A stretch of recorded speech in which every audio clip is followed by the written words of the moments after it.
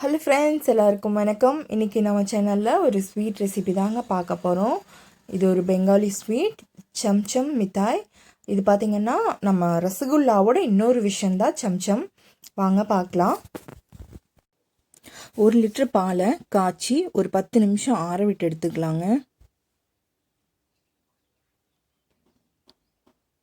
ஒரு பவுலில் ஒரு 3 டேபிள் ஸ்பூன் வினிகர் எடுத்திருக்கேன்.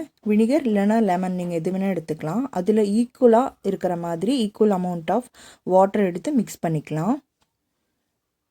மிக்ஸ் பண்ணிவிட்டு நம்ம காய்ச்சி ஆற விட்டுருந்தோம் இல்லைங்களா, அந்த பாலில் இந்த வினிகரை கொஞ்சம் கொஞ்சமாக ஆட் பண்ணோன்னா இது திரிஞ்சிரும். கொஞ்சம் கொஞ்சமாக ஆட் பண்ணுங்கள், ஃபுல்லாக ஆட் பண்ண வேண்டாம். பாலை காய்ச்சினதுமே நம்ம வினிகர் சேர்த்துனோன்னா சம் பார்த்திங்கன்னா ரொம்ப ஹார்டாயிரும். அதனால தான் நம்ம ஒரு 10 நிமிஷம் ஆற விட்டுட்டு அதுக்கப்புறம் நம்ம பாலை திரி வைக்கிறோம். அப்போ சாஃப்டாக இருக்கும் நம்மளோட சம். இப்போ பாருங்கள், பால் நல்லாவே திரிஞ்சிருச்சு.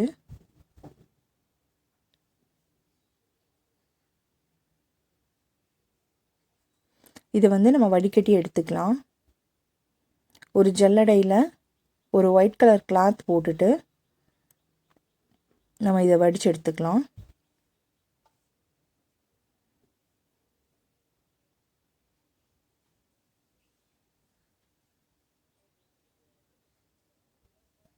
இந்த தண்ணி வடிஞ்ச உடனே நம்ம ஒரு 3 தடவை இதை வாஷ் பண்ணி எடுத்துக்கலாம். ஏன்னா இதில் அந்த புளிப்பு, வினிகரோட புளிப்பு எது இருந்தாலும் ரிமூவ் ஆயிரும். இதிலிருந்து வர வேஸ்ட் வாட்டர்லாம் நீங்கள் தூக்கி கீழே ஊற்ற வேண்டாம். ஏன்னா இது ரொம்ப சத்தான ஒரு வாட்டர்னு சொல்லலாம். இதை நீங்கள் செடிகளுக்கு யூஸ் பண்ணலாம். நம்ம சப்பாத்தி மாவு ஏதாவது பிணையிறோன்னா அதில் கூட நம்ம இந்த வாட்டரை யூஸ் பண்ணலாம். ஏன்னா இது ப்ரோட்டீன் நிறைஞ்ச ஒரு வாட்டர் தான்.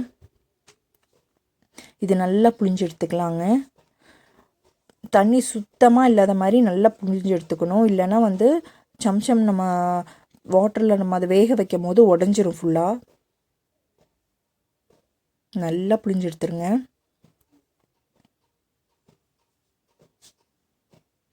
இப்போ நல்லா புழிஞ்சு எடுத்தாச்சு. இதை பிளேட்டில் மாற்றிட்டு நல்லா பிணைஞ்சு எடுத்துக்கலாம்.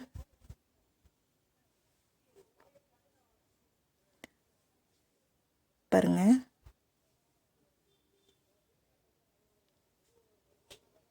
இதில் 1 டேபிள் ஸ்பூன் ரவை நான் சேர்த்திக்கிறேன். சேர்த்திட்டு நல்லா பிணைஞ்சிக்கலாங்க. இது நீங்கள் எந்த அளவுக்கு நீங்கள் சப்பாத்தி மாவு மாதிரி நல்லா சாஃப்டாக பிணைகிறீங்களோ அந்தளவுக்கு இந்த ஸ்வீட் நல்லாயிருக்கும். நல்லா பிணைஞ்சிட்டிங்கன்னா இதில் எந்த ஒரு கிராக்குமே வராது. அதுக்காக தான் நல்லா பிணையணுங்கிறோம். இப்போ பாருங்கள், ஓரளவுக்கு நான் பிணைஞ்சிட்டேன். இப்போ நம்ம உள்ளங்கை இருக்கு இல்லைங்களா, அதை வச்சு பிளேட்டில் தேய்ச்சி நம்ம இதை நல்லா மேஷ் பண்ணி விடணும்.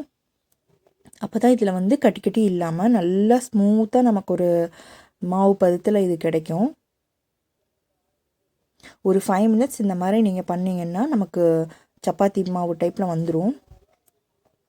பாருங்கள், இது நம்ம நல்லா பிணைஞ்சு எடுத்துட்டோம். இப்போ பேக்கிங் சோடா கிடையாது, பேக்கிங் பவுடர் 1/4 டீஸ்பூன் நான் சேர்த்திட்டு இதையும் நல்லா பிணைஞ்சிக்கிறேன். இனி ஒரு 5 நிமிஷம் நம்ம நல்லா பிணைஞ்சிக்கலாம். சின்ன சின்ன பால்ஸாக நம்ம இதை எடுத்து வச்சுக்கலாம். இந்த அளவுக்கு சைஸ் வேணுமோ நீங்கள் அந்த அளவுக்கு எடுத்துக்கோங்க. எடுத்துட்டு நம்ம குலாப் ஜாமுனுக்கு கையில் உருண்டை பிடிப்போம் இல்லைங்களா, அந்த மாதிரி உருண்டையாக நம்ம ரோல் பண்ணிவிட்டு இப்போ அதிலிருந்து நம்ம கொஞ்சம் அந்த ஷேப் கொடுக்குற மாதிரி பண்ணிட்டோன்னா வந்துடும். பாருங்கள், இந்த மாதிரி ஷேப் கொடுத்துட்டோம்னா, இந்த ஷேப் தான் பண்ணணும்னு இல்லை, உங்களுக்கு ரவுண்ட் ஷேப் வேணுனாலும் நீங்கள் பண்ணிக்கலாம். 2 கப் சர்க்கரையை குக்கரில் சேர்த்திட்டு இப்போ அது கூட 3 கப் வாட்டர் சேர்த்தி நம்ம சர்க்கரை கரைய வச்சுக்கலாம். கொஞ்சமாக சர்க்கரையில் ஒரு 4 ஏலக்காய் போட்டு இதை நான் பொடிச்சு எடுத்துட்டு அந்த வாட்டர் கூடயே நான் சேர்த்திக்கிறேன். சர்க்கரை கூட நல்லா ஒரு கொதி வந்த உடனே நல்லா தலை தலைன்னு கொதிக்கணும். அந்த டைமில் நம்ம எடுத்து வச்சுருந்த சம்மை இதில் சேர்த்திக்கலாம். ஃபஸ்ட்டு ஒன்று ஒன்றா சேர்த்துங்க. எல்லா பீசஸையும் ஒட்டுக்கா போட்டிங்கன்னா இது ஹீட் கம்மியாயிடுச்சுன்னா இது பர்ஃபெக்டாக வராது. அதனால் நல்லா ஹீட்டில் வச்சுட்டு நீங்கள் 2 பீஸாக போட்டுட்டு ஒரு 2 செகண்ட்ஸுக்கு அப்புறம் போடுங்க. அப்போ தான் பர்ஃபெக்டாக வரும். பாருங்கள், இந்தளவுக்கு நல்லா பாயிலிங் இருக்கணும். சுகர் சிரப் வந்து பார்த்திங்கன்னா இது வந்து சர்க்கரை பாவு பதம் அந்த மாதிரியெல்லாம் எதுவுமே கிடையாது. சர்க்கரை கரைஞ்சா அதுதான் ஸ்டேஜு. நம்ம அதுக்கப்புறம் வந்து இந்த சம்சம் பால்ஸை உள்ளே போட்டு நம்ம அதுலேயே வேக வைக்க தான் போகிறோம். அதனால தான் இப்போ பாருங்கள், எல்லாமே கொஞ்சம் கொஞ்சம் போட்டாச்சு. இப்போ பாருங்கள், கொஞ்சம் கொஞ்சமாக பல்ஜ் ஆகிருக்கு. இந்த டைமில் நம்ம குக்கரை வந்து மூடாமல் குக்கர் மூடியை மேலே வச்சு ஒரு 5 மினிட்ஸ் வந்து ஹை ஹீட்டில் வச்சிடணும். இப்போ பாருங்கள், ஃபுல்லாக நல்லா வெந்திருக்கு, நல்லா ஃப்ளஃபியாகவும் ஆகிருக்கு. இப்போ வந்து கேஸை ஸ்லோ பண்ணிவிட்டு இப்போ 1 கப் ஹாட் வாட்டரை நம்ம சேர்த்திக்கலாம். சேர்த்திட்டு சிம்மில் வச்சுக்கலாம். கேஸை வச்சுட்டு நம்ம குக்கரை வந்து க்ளோஸ் பண்ணி ஒரு விசில் வரணும். ஒரு விசில் வந்தவுடனே ஒரு 40 நிமிஷம் வந்து நம்ம வந்து சிம்மில் வச்சு இதை நம்ம வேக விடணும். குக்கர் வந்து ஃபுல்லாக கூல்டவுன் ஆகிற வரைக்கும் விட்டுட்டு நம்ம இதை ஓப்பன் பண்ணிக்கலாம். பாருங்கள், நம்ம சம்சமெல்லாம் நல்லா கேரமலோட கலரில் சூப்பராக இருக்குது. இதில் நம்ம எந்த கலர்ஸுமே ஆட் பண்ணலை. அதிக நேரம் நம்ம வேக வச்சதுனால இந்த கலர் நமக்கு கிடச்சிருக்கு. இப்போ பாதாம் வந்து கொஞ்சம் சீவி வச்சுருக்கேன். இதில் வந்து போட்டுக்கலாம். ஒரு 2 ஹவர்ஸ் நல்லா கூல் பண்ண விட்டுருங்க. அதுக்கப்புறம் எடுத்து நம்ம சர்வ் பண்ணிக்கலாம்.